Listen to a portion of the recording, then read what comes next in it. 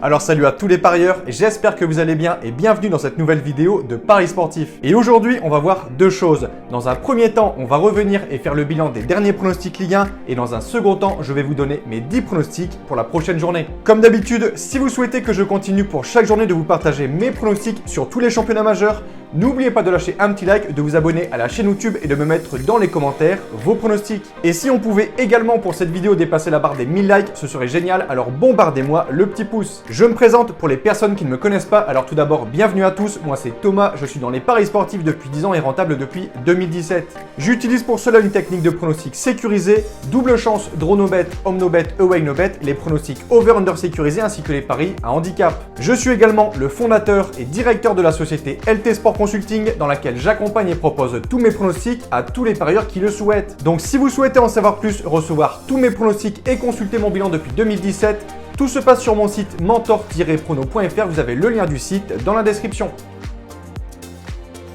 Comme d'habitude, on fait le bilan des pronostics Ligue 1 de la semaine passée et encore une fois le bilan est très bon, il est positif et rentable, on réalise un ratio pronostic sécurisé de 9 sur 10. Si une personne m'avait suivi en utilisant un système de flat betting, c'est-à-dire de mise fixe avec un exemple de 100 € par pronostic et en respectant tout ce que j'explique dans les vidéos concernant les cotes, cette personne aurait remporté 204 € de bénéfice. Petit conseil pour placer vos pronostics, je vous conseille le bookmaker Pinacle où les cotes sont très intéressantes, vous avez le lien en description. Je vais maintenant vous donner mes pronostics sécurisés accompagnés du score que j'envisage pour les matchs. Comme je le précise, dans toutes les vidéos, ce sont uniquement des points de vue, ce ne sont pas des pronostics à jouer en score exact. Ce ne sont pas non plus forcément des pronostics que je joue personnellement. Je le redis, tous mes pronostics sont disponibles sur mon site. Autre point, je vous conseille toujours de parier en sécurisant vos pronostics et j'explique tout ça dans cette vidéo. Si les cotes du double chance et du draw no bet de l'équipe que je vois gagner sont inférieures à 1,50, vous devrez donc placer un home no bet ou un away no bet pour faire gonfler la cote. Et si dans les trois cas la cote reste inférieure à 1,50, il ne faudra pas parier sur ce match. Ouverture de cette quatrième journée de Ligue 1 direction le stade de la Beaujoire, les Canaries de Nantes reçoivent les Guns de Lyon.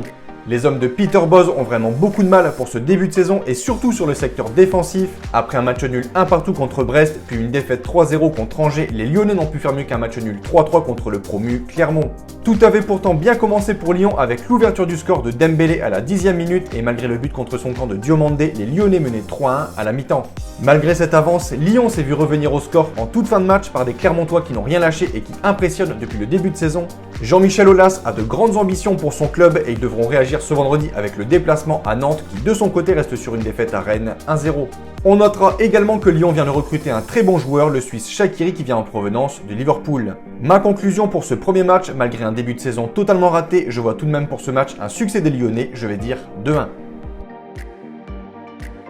Second match de cette quatrième journée, Nice reçoit Bordeaux. Deuxième match de suite à domicile pour Nice après celui dimanche passé contre Marseille qui s'est très mal fini avec des lancers de projectiles sur le terrain, des bagarres entre spectateurs et joueurs, un Sampaoli qui était chaud comme la braise et au final, malgré que Nice menait au score 1-0, le match a été interrompu.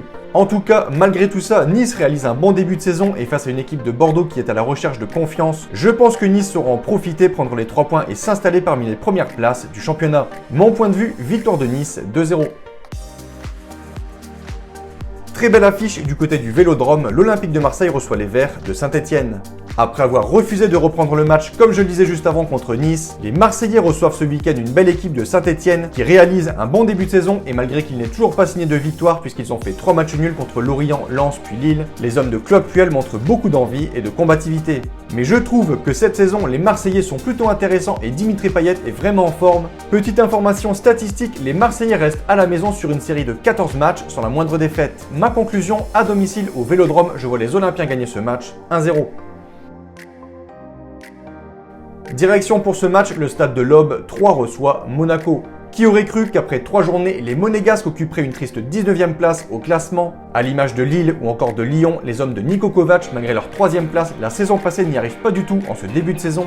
Malgré un effectif quasiment inchangé, le bilan de Monaco c'est 1 nul, 1 partout contre Nantes et 2 défaites contre Lorient 1-0 puis contre Lens 2-0.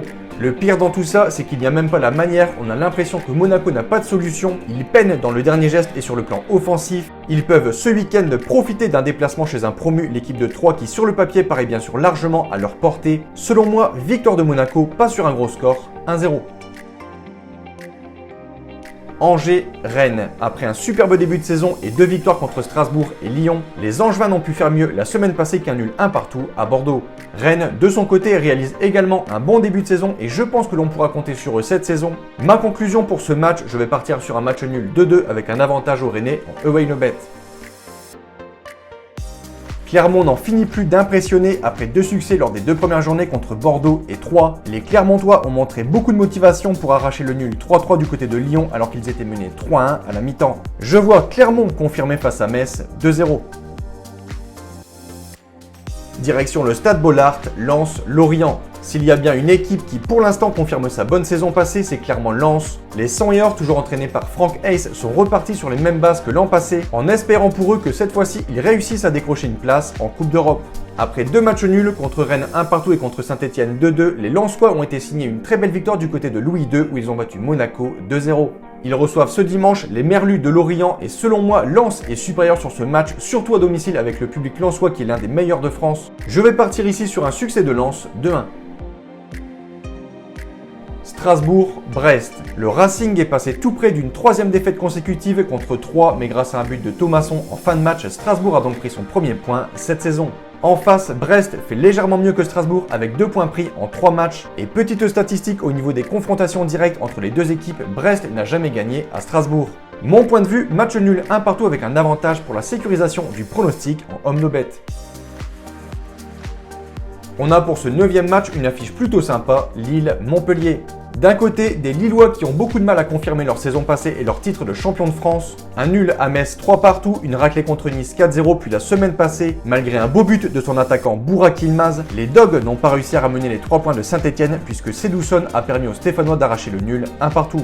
De leur côté, les Montpelliérains, désormais orphelins d'Andy Delors partis du côté de Nice, ont enfin réussi à gagner cette saison. Ils étaient à 2 doigts de battre Marseille et Reims lors des 2 premières journées, mais ils ont dû attendre la 3e journée pour s'imposer contre Lorient 3-1, avec des statistiques offensives énormes, 32 tirs en 90 minutes. Lille et son nouveau gardien Ivo Gribic devront faire très attention. Je vois pour ce match Lille signer son premier succès cette saison, je vais dire 3-2. 10e et dernier match de cette 4e journée, les Parisiens se déplacent du côté de Reims.